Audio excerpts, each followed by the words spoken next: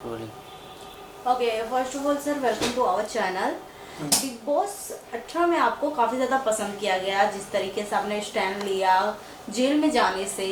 अब हालांकि आप बाहर आ गए, ऑडियंस कहीं ना कहीं आप पूरे घर को एंटरटेन कर रहे थे और स्पेशली अगर मीडिया टीम को बोला जाए तो एंटरटेनमेंट के तड़के आप ही लगा रहे थे।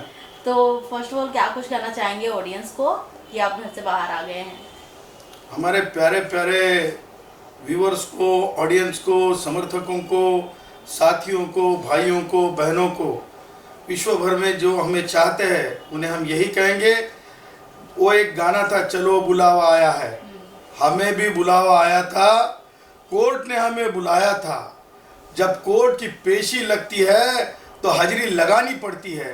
तो कोर्ट की पेशी के कारण यानी हम एक ऐसे माननीय उच्च न्यायालय जो अदालत है वहाँ के मुख्य न्यायमूर्ति जी के सामने भारत के संविधानिक जो संबंधित केस थी उस केस के सिलसिले में हमें बुलाया था।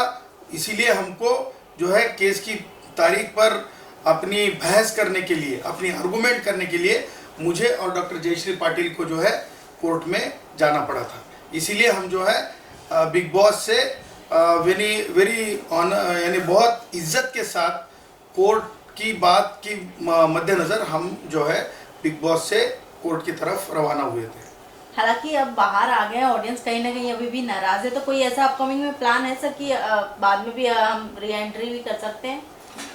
हाँ, डंके की चोट पे अगर हमें समय मिला तो ज़रूर ज़रूर ज़रूर हम फिर बिग बॉस में हो गए और बिग बॉस में हम अपनी जो चीज़ें हैं बहुत अच्छी तरह से रखने की, हमारी सोच बहुत अच्छी तरह से रखने की पूरी कोशिश करेंगे। सर जैसे कि मैंने कहा था जिस तरीके से आपको एक टास्क की तरह ही मिला था कि जेल में जाने का, बट आपने उसे एक्सेप्ट नहीं किया। बट ऑडियंस अभी तक कहीं ना कहीं कंफ्यूजन में है क्या कि सर ने अगर एक्सेप्ट कर लिए होते तो एक और हमें चीज़ें देखने को मिलती है कि अगर एज अ लॉयर अगर जेल में जाते तो वहाँ पर क्या कुछ करते वो।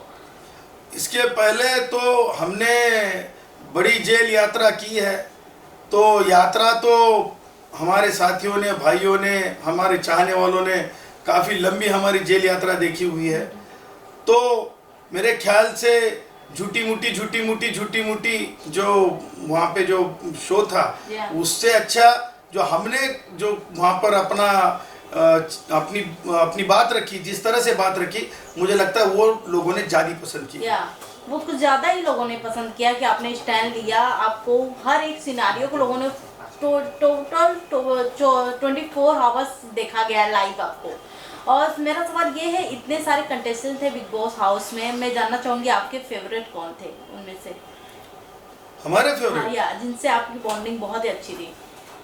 हम बॉन्डिंग पे विश्वास नहीं, हम अपने आप पे विश्वास रखते हैं और हम जो बोलते हैं डंके की चोट पे बोलते हैं।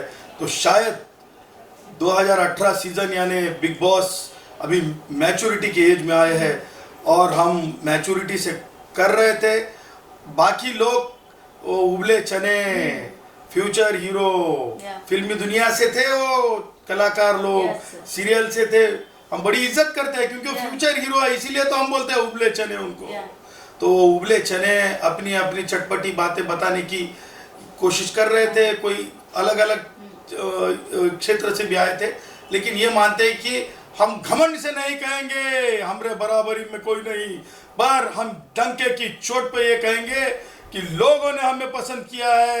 हम बाहर आने के बाद पता चला हमको कि लोगों के दिल पे हम छाए हैं। इसका मतलब हम ये समझते हैं कि जो लोग चाहते हैं, जो भाई चाहते हैं, चाहने वाले चाहते हैं, उससे बड़ा कुछ नहीं होता है। तो लोगों ने जिसे बड़ा समझा, लोगों ने जिसे एक नंबर दिया, लोगों ने कहा हम एक नंबर पे है, तो हम ये समझते हैं कि वहाँ पे हमारे साथ साथ बराबरी के साथ कोई नहीं था। क्या बात है सर। मैं जानना चाहूँगी इतने सारे कंटेस्टेंट में से आपके टॉप 5 कौन है जिसे आप देखते हैं? हालांकि आपने उनके साथ रहा है, पर्सनली आपने जाना है, आपको उनके बिहेवियर से लगता है कि कौन फ्यूचर में टॉप 5 रहेगा या फिर कौन ट्रॉफी उठा सकता है बिग बॉस 18 का? वो सारे 17 एक बराबर है और गुणरत्न सदावर्ते सबसे ऊपर है। ये हम नहीं कहते हैं, ये जनता कहती है, ये पब्लिक कहती है, ये पब्लिक बोलती है। कहीं ना कहीं अगर आप घर में बने रहते तो हालांकि टॉप 3, टॉप 2, टॉप 1 में भी आप रहते, बट इन केसेस आप बाहर आ गए हैं, तो मेरा ये है कि आपके अकॉर्डिंग कौन आपके हिसाब से लगता है कि इस बार बिग बॉस में अच्छा गेम प्ले है उसका इस समय? हम कराची वाले से डरते नहीं, दाऊद इब्राहिम को बख्शते नहीं, तो हमसे अच्छा कौन। हम अगर फिर वहां होंगे तो हम बिग बॉस हमारी तरफ ही रखेंगे। क्या बात है। ऐसा कोई गिला शिकवा जो कि बिग बॉस से रह गया अभी तक खेलना हो, अगर आप पहले हफ्ते में खेलती होते तो कुछ था पहले से प्लानिंग सर आपका? नहीं, हम स्क्रिप्ट के ऊपर विश्वास नहीं करते, इसीलिए तो मैंने सलमान से एंट्री के समय कहा था कि सलमान, रियलिटी शो में रीटेक नहीं होता है।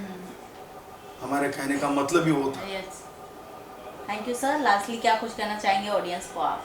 यही कहना चाहता हूँ कि फिल्मी जगत ने अंडरवर्ल्ड की दुनिया से अपना फासला रखना चाहिए। चीजें बेहतर करने के लिए कलाकारों ने अपने अपने दूसरे कलाकारों के साथ मिठास रखनी चाहिए। खटास, छोटी सी खटास के लिए गलत चीज़ों के साथ बहते न जाना चाहिए। इसके परिणाम हमें लगता है कि इसके पहले भी कला जगत ने भुगते हैं अंडरवर्ल्ड से, तो अंडरवर्ल्ड से दूरी रखना ही कलाकारों ने बेहतर है।